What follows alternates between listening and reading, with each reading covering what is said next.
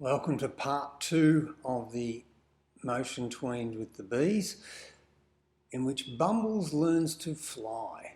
So we're going to animate the wings of Bumbles, and I'm going to create a wing using an ellipse tool, and you should know how to do that. It will be just a grey ellipse. I've put it onto the main scene with Bumbles for the moment, just so I can size the wing. I mean, I could do it into the scene as well, but I just had already started like this. There are multiple ways of doing this, by the way. I've moved the rotation point down to the bottom, and I will put the wing onto Bumbles and I'll turn it around so it's kind of in the position I want it to be. So I'm trying to get proportions here. In a second you'll see what I'm going to do a bit more. Now, having done that, I'm going to convert that to a symbol. I'll call it wing and go OK. And now I've got a wing in my library. But this is on the main stage. I want this to actually be in a different location. I want this to be inside a symbol. So I'm going to create a new symbol. I'm going to call it Bumbles flying, or bee flying, or flying bee, or flying Bumbles, or doesn't matter, you can choose that.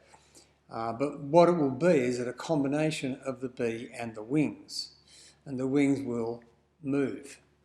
So let's drag the bee in. We'll pop the bee in there. And let's drag one of the wings in. But before I drag them in, I'm going to create a couple of extra layers. So I'll call this layer B, or flying bee, or Bumbles, or something like that. Make two new layers. I'll call one wing 1 and one wing 2. I do like to break things up. I think it makes it a bit easier to manage it. And also naming layers is a good idea. Generally that goes for any product where you've got multiple assets. Let's drag one of the wings in.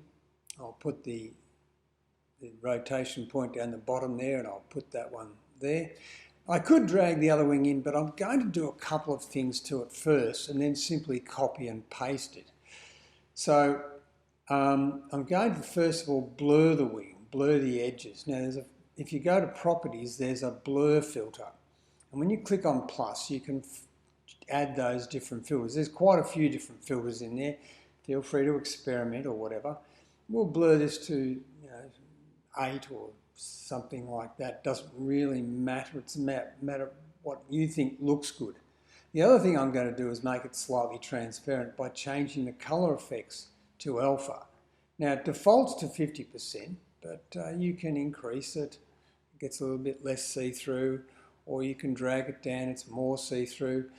Choose what you want. I'll probably put it at 60 or thereabouts, but 50 is good, it's up to you.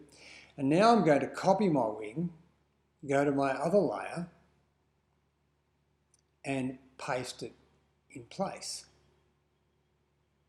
You notice there was paste in center, paste in place, very useful, both of those. I'll move that one up. So I've got the two wings in different positions in different layers. Now I'm going to go to around about frame 7, drag up across all and hit F5 on my B. So the B's static, but in the other layers I'm going to hit function F6 on the Mac or F6 on a keyboard. Do the same thing in the middle, say frame 4, so there's going to be a gap of 2. You'd probably make this quicker in reality, and we'll do that in the next video, but I'm trying to exaggerate it so you can see what we're doing. Now, I'll move one of the wings, say wing 1, I'll move that up a little bit in the middle frame.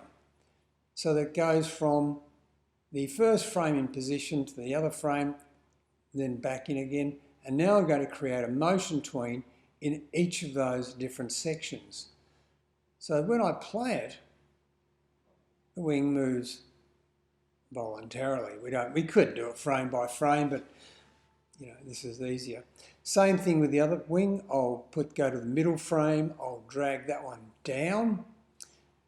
Do a right click, create motion tween. Right click, create motion tween.